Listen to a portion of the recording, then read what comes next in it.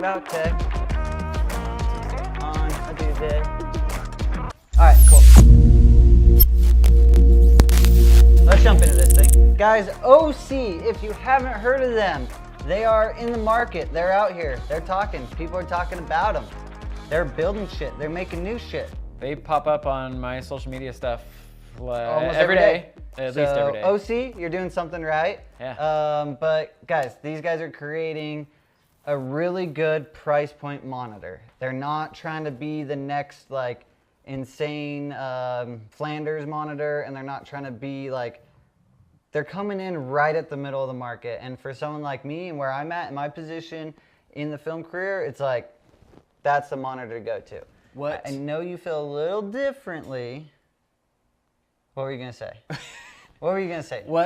What's a Flanders? Because I guarantee most of the people that are watching... A Flanders is a really high-end monitor that costs roughly anywhere from $15,000 to $30,000, and their color science is insane. So the Flanders Scientific, you can go ahead and look them up, or we'll throw a link down in the description.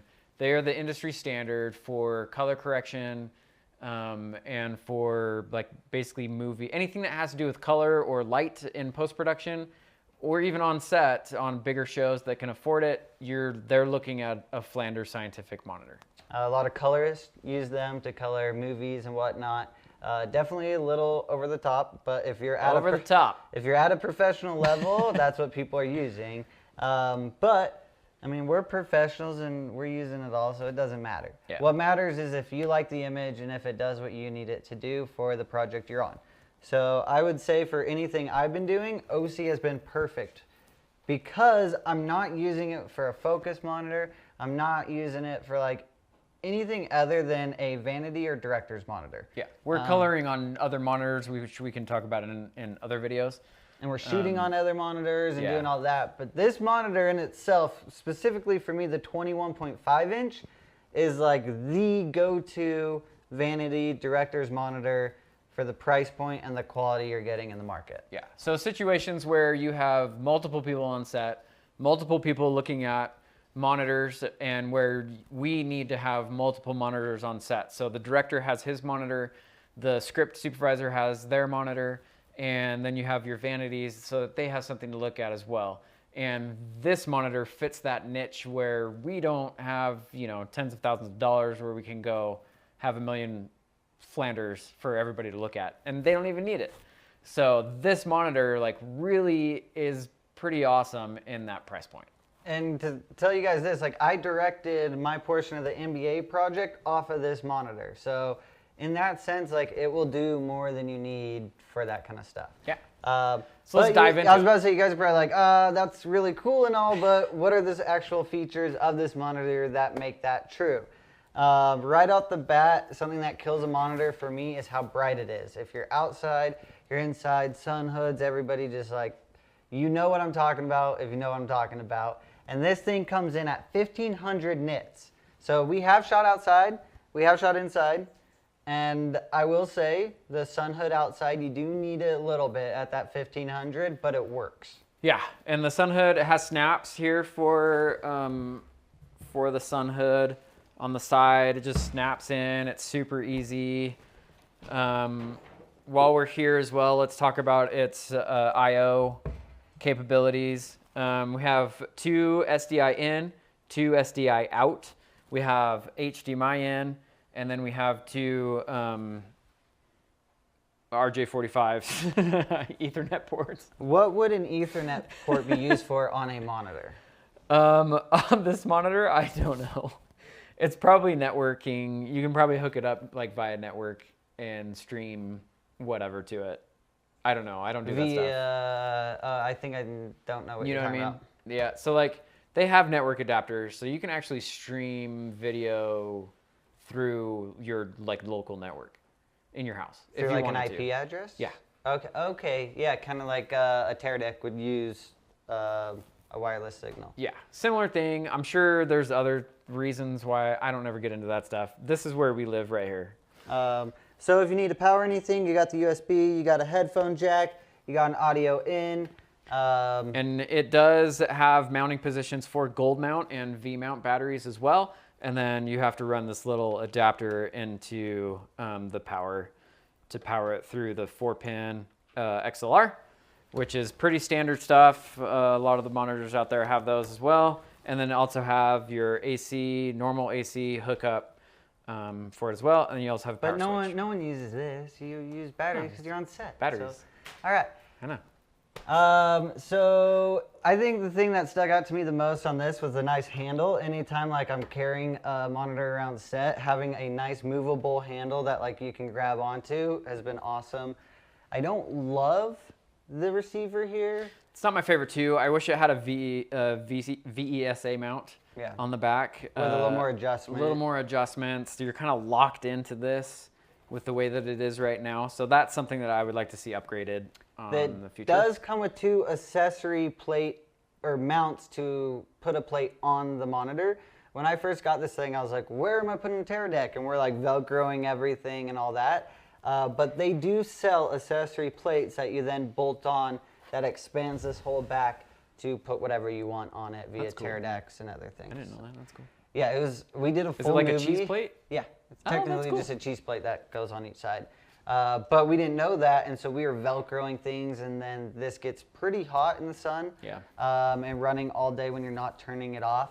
We didn't run into any temperature problems though. So we were, 100-degree day outside Utah summer all day, and it didn't shut off, which that is a thing that happens a lot with equipment, it overheating. Yeah. So that was great. The You did mention SDI ports. SDI. So this is another thing that I would like to see upgraded is that we have had issues with smashing, equipment not being necessarily taken care of as it should be. But the SDI ports are very exposed here, and they've been squished and bent. And I think actually one of ours did get one is bent on our last job. And so we've had to bend them back into place. And like other monitors have these that are like recessed in a little bit so that they're protected, and that's not able to happen in that. So that is another thing that I would like to see upgraded on a future. One thing I do see for a quick fix, if you guys are 3D printers, I do see 2 screw plates here. So I'm sure there's some type of cover mount you could create. Yeah, to that's do something we like can do. that. We should totally do that. But right out of the box, something you should look for, be careful of. Totally. The feet come on and off, so if you do or don't want them, you can take them on and off. Yeah, and then let's look at the screen. Let's talk about the screen. So if you guys have big monitors, if you brought them on set, everybody knows how annoying it is when people come up and touch your screen. I've had a DP take a grease marker to my actual screen before. Don't let that happen. Definitely purchase, it either comes with or you have to purchase it. I'm not 100% sure, but they have these protective screens that most of the time we make them. Or we'll cut 'em you out. can make your own. You can find plexi and have it cut or cut it out yourself. There's companies online that you can buy plexi or Lexan or whatever, acrylic, and have it made for your monitor. We've been on set and we've had DP and directors ask for them to take this off so they could get a nice clean image, and I look at them and I say I love you, but no, because this is my livelihood for my monitor. This is you got to protect the things that you have money invested in, and you don't want it to get it ruined, so do what you got to do. Tell them to bring their own monitor. And then this is the sun hood that it comes with. It's a pretty basic design. It just wraps around and then closes on the bottom, and that snaps in. So it is a pretty good look. I'm not the biggest fan of this bottom part. I think I may just cut it off. It's kind of weird. It is kind of weird, but I get the idea of it. It's just a lot of stuff, and I hate stuff like this. Yeah. So looking at the screen itself is actually really nice. Like I'm looking at it going, yeah, that's 1500 nits. I don't know that the colors are as accurate, which is why we were saying we wouldn't use it as a coloring monitor, is because I tried to get it dialed in the best that I could to try to color on it, and I just couldn't get it to be perfect. And that's another thing is where the menu system is kind of lacking as well, is it's really hard to navigate through it. It's kind of set up like an old Sony camera. where That's what it you- reminds me of. Is like you're like, or you get into a system and then you're like, how do I get out? Yeah, and you just have to like dig and dig and dig to find what you want to do. So that is something that I would like to see improved upon as well. For color accuracy, like I said, it's $1,000 or it's a $1,200 monitor. Like I'm not going to be color grading on this thing for big projects. Yeah.